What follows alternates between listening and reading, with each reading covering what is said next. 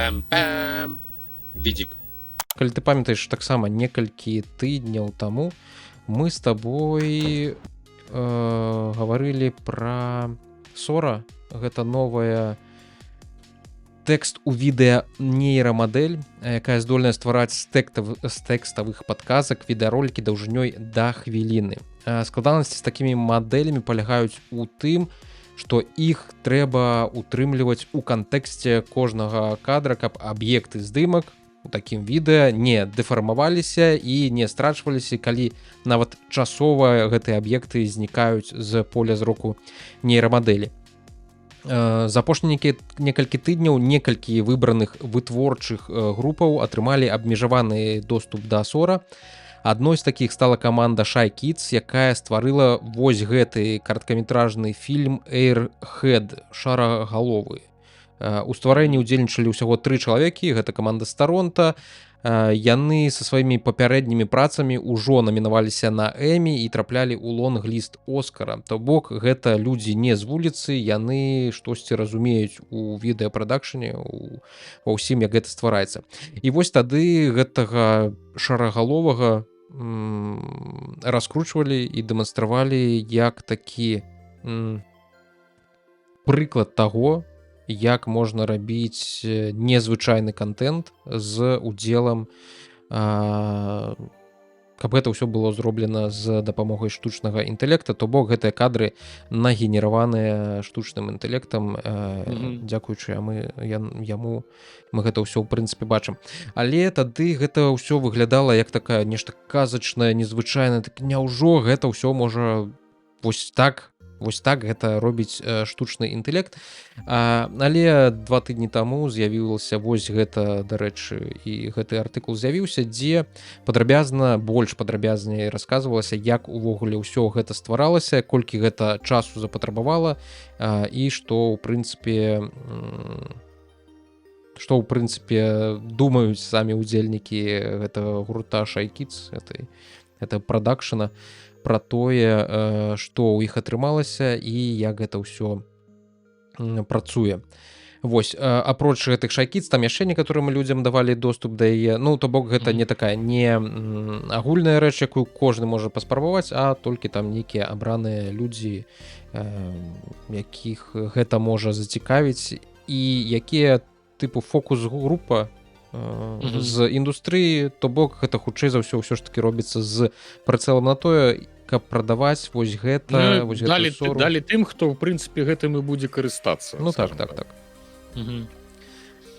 Вось, і даволі шмат, то бок гэта не казачны інструмент, даволі шмат даводзілася дапрацоўваць рукамі, у тым ліку з дапамогай усякіх спецэфектаў, гэтых Adobe After Effects і розных іншых праграмаў, якія дазваляюць рэдагаваць відэа. Карыстальніцкі інтэрфейс вось гэтай Соры, як расказваюць стваральнікі Shy Kids, ён дазваляе уводзіць тэкставую падсказку, затым чат GPT ад OpenAI пераўтварае гэтую падказку ў больш доўгі радок, які, в прынцыпе, і запускае стварэнне кліпа. Гэта істотна, таму што хоць Sora справядліва апладзіруюць ёй за кансістэнцыю,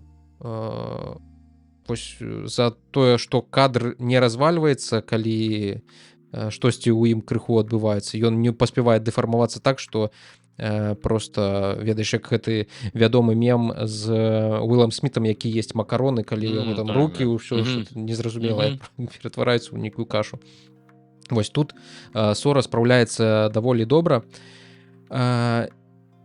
таму што вось яна падтрымлівае гэтую кансістэнцыю, але не існуе нічога, што можа дапамагчы дабіцца такой жа кансістэнтнасці супадзення вось гэтых аб'ектаў паміж кадрамі. То бок тут усюды прысутнічае вось гэты шарагаловы, але стваральнікі не змаглі дабіцца, каб ён быў умоўна аднолькавы. Ім даводзілася апісваць кожны жаданы кадр максімальна падрабязна, апісваць адзенне, форму, памеры шара, ўсё, што адбываецца навокал, каб дабіцца больш-менш такой кансістэнтнасці, каб гэта ўсё не выбівалася з агульнай вось гэтай задумкі, якую яны зрабілі.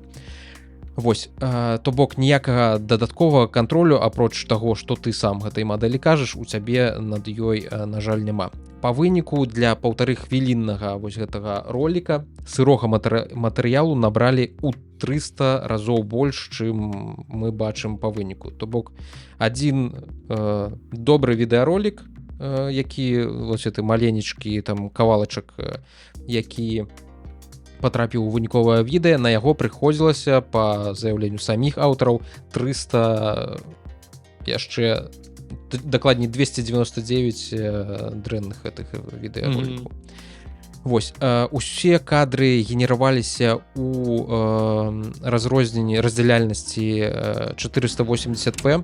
Так, усе кадры у раздзяляльнасці 480p пікселяў, потым гэта нейкім чынам апскейлілі таксама праз розныя нейрамадэлі, каб дабіцца больш лепшай якасці. 480, пэўна, простое, што яна б узарвалася там, і каб я папрасілі яшчэ ў 4К гэта ўсё рабіць. Ну так, гэта было б даволі доўга. Вось на гэтым роліку можна тут это behind the scene, то бок за карацей за сцэнай. Ну так, як это ўсё стваралася.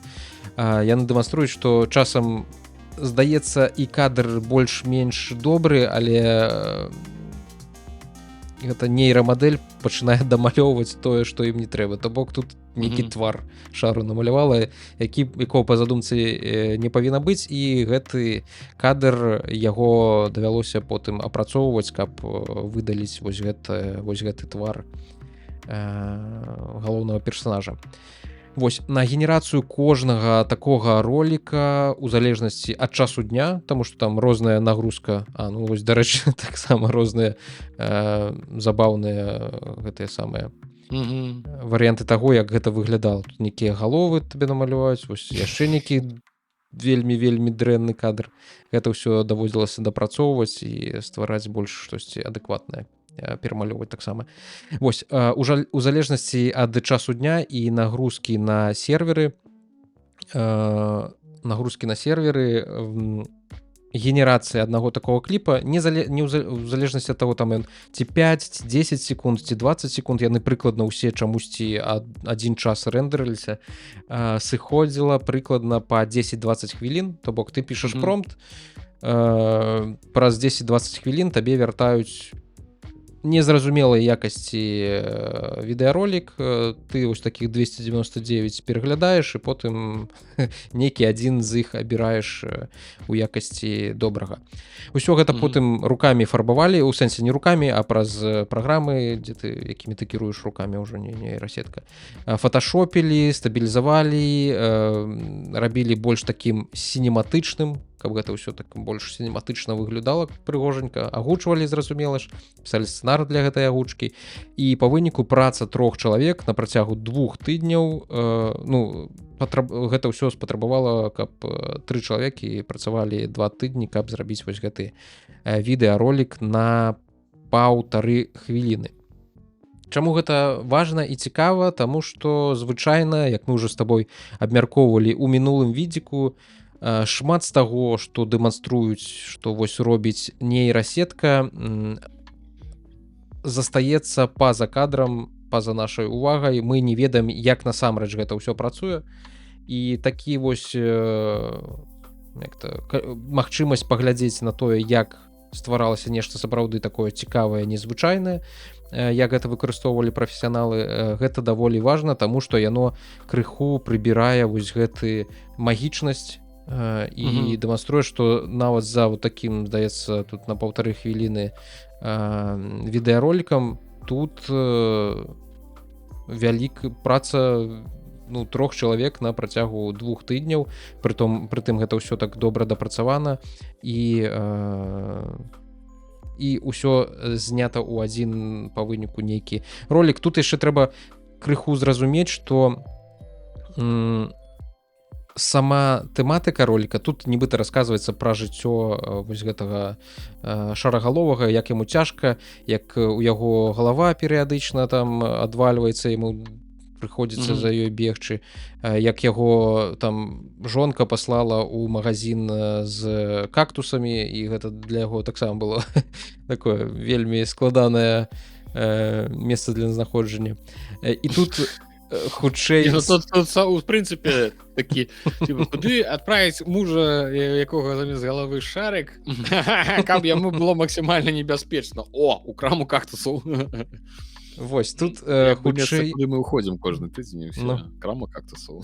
Тут хутчэй сама ідэя роліка і гук роліка, не ведаю, змест яго, ён зыходзіў, ён быў другасным, а першасным былі вось усе гэтыя цікавыя ролікі, якія атрымалася нагенераваць у штучным інтэлекце. То бок першасная нават не задумка, а тое, што па выніку ты атрымаў. Ты атрымаў там вялікую колькасць проста розных дзіўных кліпаў, з якіх табе потым трэба нешта прыдумаць. І яны вось прыдумалі біяграфію вось гэтага шарагаловага чалавека. То бок не ўсё яшчэ можна з дапамогай гэтых нейрасетак стварыць нешта больш асэнсаванае, тыпу, не ведаю, баявіка якого-нибудь, баявяк, кракавяк, што? Не, баевіка, але баявік. Баявіка. Я толькі што заадно зачапіўся, у мяне думка, я не магу зусім крыху зразумець да канца, ось ты гаварыў пра тое, што ён асобна на кожны кадр. І гэта сапраўды праблема, калі штучны інтэлект малюе асобна кожны кадр, і яны вымушаны ў кожным кадры тлумачыць, паўтараць. Тут кадр я меў на ўвазе хутчэй кадр... Сцэна змянялася ў сэнсе. Ну так. Тыпу сцэна. Не кожны кадр асобна, што там раз у 31 кадр у... Карацей, 20, там 30 кадраў у секунду. Так, у сэнсе, што, ён жа ўсё роўна, штучны інтэлект ўсё роўна кожны кадр адмалёўвае. Так, асобна, так. Але ў яго, тыпу, ёсць кантэкст больш... Вось цікавы тот момант, што ці ён кожны гэты кадр перапісвае з нуля, ці ён умее, як бы, полностью базироваться на папярэднім кадры. Ну, хутчэй за ўсё базіруецца на ім. Калі ён будзе яго перапісваць там цікава, карацей, як оно, ў прынцыпе, працуе. Алгарытм яго працы. Хутчэй за ўсё базіруецца, ён проста бярэ папярэдні кадр умоўна як рэферэнс і перадугадвае, што будзе на вось гэтым месцы вось гэтага пікселя у наступную там 0,01 секунду или штось.